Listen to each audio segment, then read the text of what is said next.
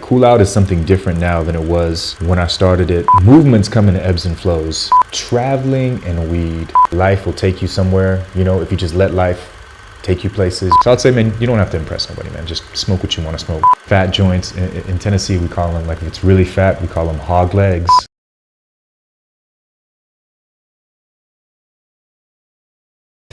What's up, my name is Akio, a two-time award-nominated DJ, events promoter, internationally recognized DJ, all-around creative. You're watching Role Models.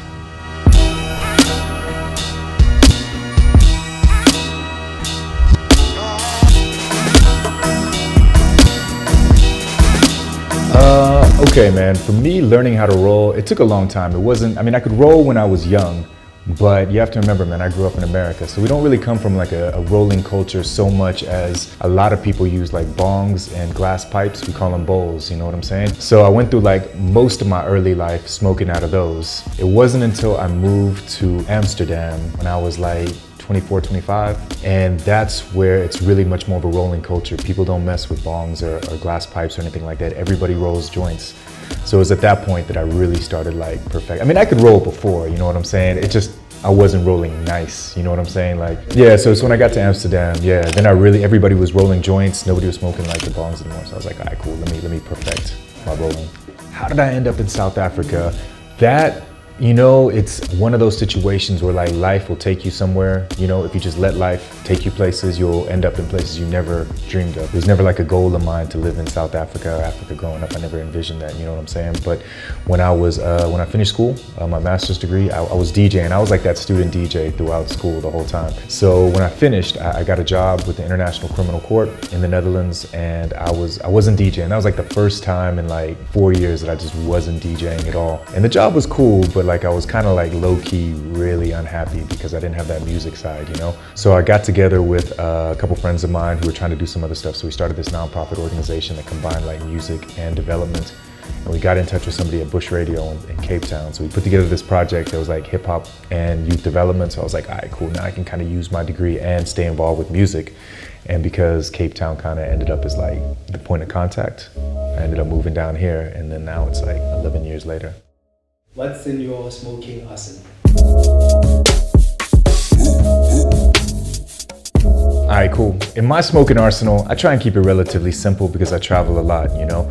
So for me, OCB Slims, I like the way that, you know, you're not getting a lot of paper in. We usually cut it a little bit more anyways. It comes with the filter tips. I like having my filter tips. I mean, that's the way I roll. And at the same time, man, I hate having to like try and find something to make a filter tip out of. Then you end up using someone's business card, like you're disrespecting their business card. So I like these because they come with the filter tips. Then for me, while I'm rolling out, as you know, I'm a DJ. So I have this cassette case. So if you open it up, you can hide a little bit of weed in there. So this is cool, small enough. I can fit it in my DJ bag. I mean, kind of looks like a cassette tape, so it fits in character with what I do. So I like it.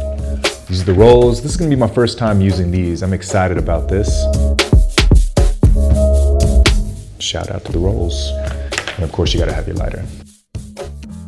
Okay, and as you can tell, missing amongst the collection is one essential, and that is the scissors. We're not trying to spend all day crushing, getting weed in our fingernails, all of that. So I've got like a little bit of a different way. I like to stay nutritious and healthy, so I got myself a NutriBullet. NutriBullet, great for smoothies, but then I saw that it came with 2 different blades, and I looked to see what the other blade was, and they said it was a herb blade to cut like fresh herbs. So once I saw that, I was like, man, fuck these scissors. I got another idea. Also great for crushing up your weed. So you've got your herb blade, and then I use the small container. So gone are the days of having to sit there, chopping it up, even having to use a grinder. I'll show you how I use this just now.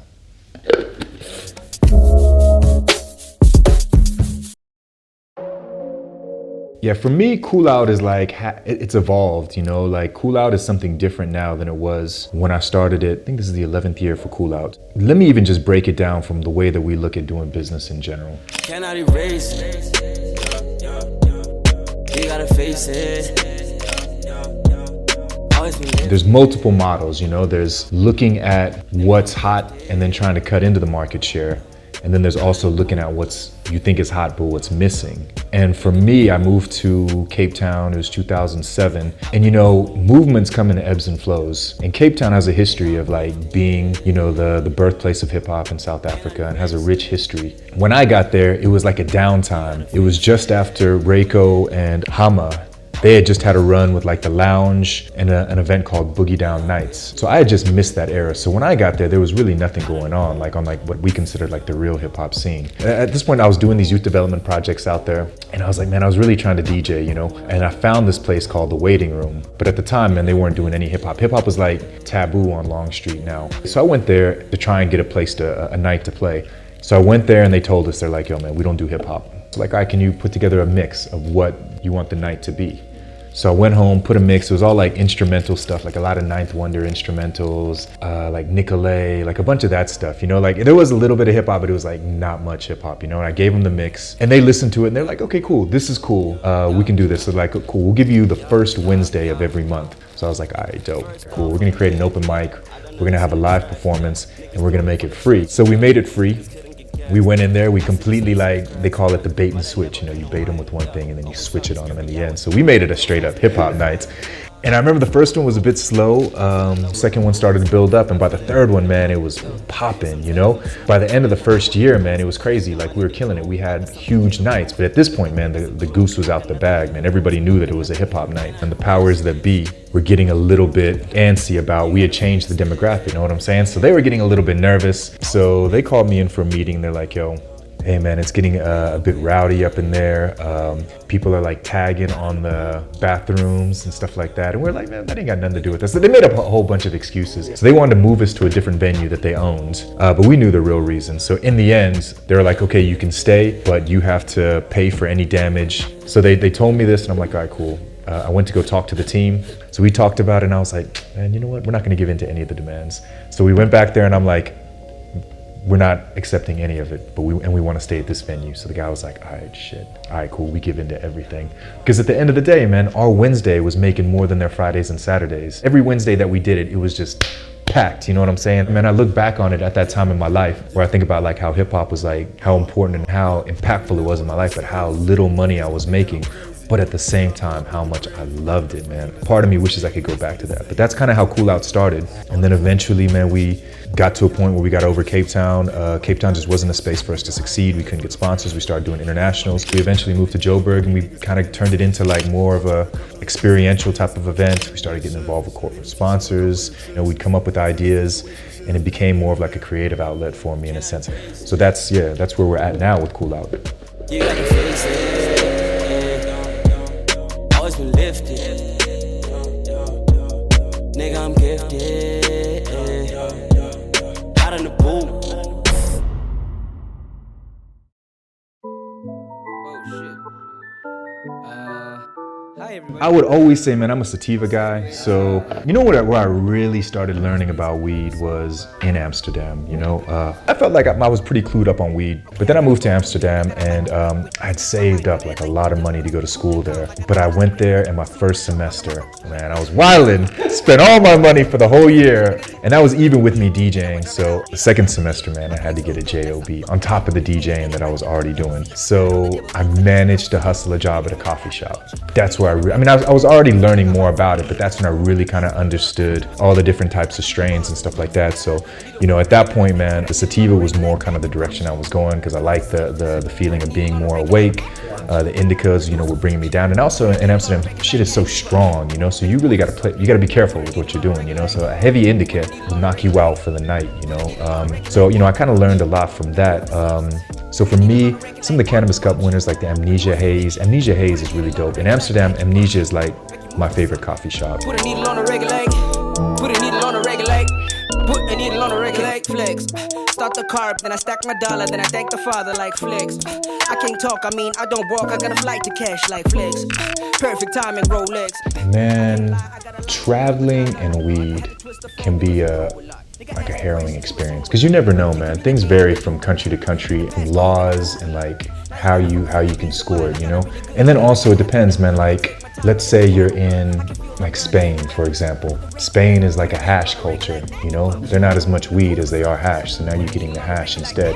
When I lived in Japan, it was also a hash culture because it's an island, and so everything's coming in export. They're not really growing a lot of weed because it's a small country, takes a lot of space to grow weed. You know, there's not a lot of indoor operations. There are a few. So you smoke a lot of hash because that's easier to smuggle in. So it's a lot of Afghani hash. So when I was there, I smoked a lot of hash. I am globally fluid, you know, I can kind of be wherever. I've invested 11 years in South Africa, like in terms of like my brand, the connections I have. You know, I spoke earlier about being in that creative space where any idea I have, people will listen, you know? Like if I move to Berlin or New York, man, I'm basically starting from scratch. When you move to a place and you establish yourself, man, like anything that I do overseas has to be leveraged from a home base here where I'm established. My ideal goal is to do 6 months in South Africa, 4 months in America, 1 month in Europe, 1 month in Asia, eventually. For me, like traveling has been such a big part of my life. I've been in airplanes since I was a kid. When I was 19, I found these study abroad programs, and then at that point I moved to Belgium, and that like changed the course of my life. Next year, applied for a scholarship, went to Australia, studied there, had to do my last year in Tennessee, and then after that, graduated, moved to Japan.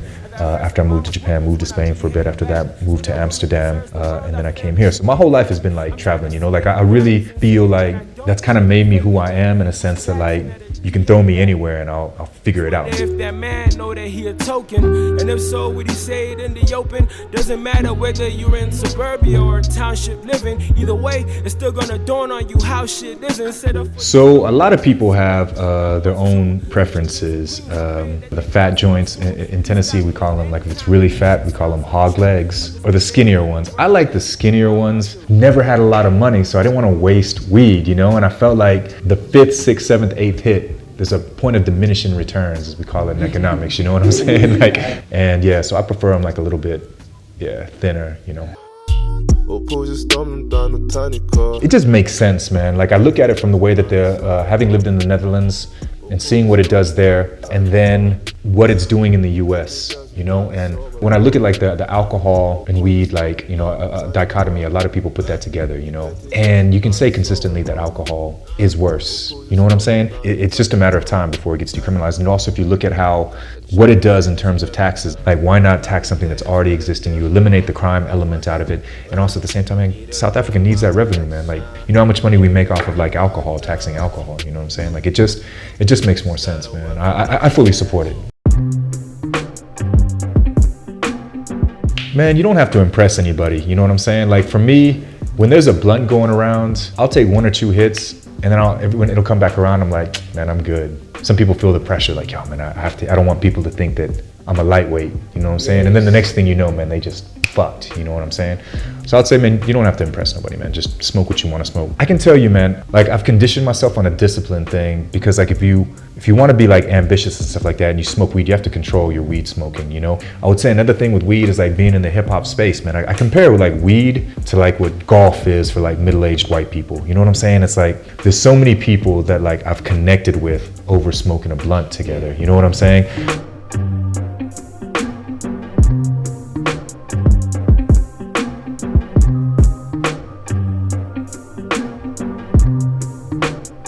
Let me show you how I do my filters. Everybody's got their own technique, man. Because y'all can see that I like to roll them a bit thinner, I like my filters quite thin. So I make them, you know, long and thin, kind of like that.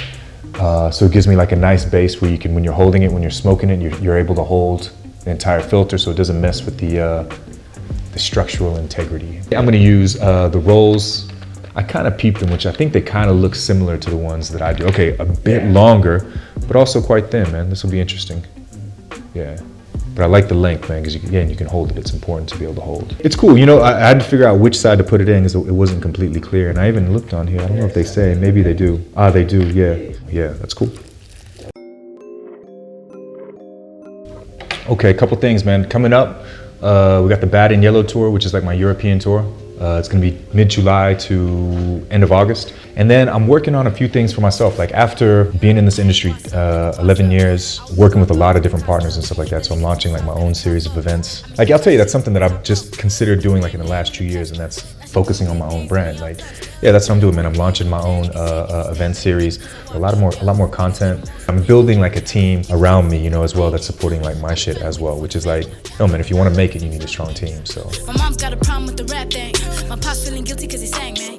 So out of all the fam, he the one you should blame. Shinjuku sorbet. Real niggas stay up in the lane. Thank you for checking out Role Models with me, Akio. Hope you enjoyed it. I'll see you on the streets. Peace. How those niggas still be trying to ring me? Yo, how you niggas still be trying to ring me? Yo, my brother said I'm too nice. People take advantage of me. I said no, I'm fake niggas. I had to boss up, nigga, boss up. I only rock up if the cost up. That nigga too soft, gotta tough up. I make the car strip to the top off.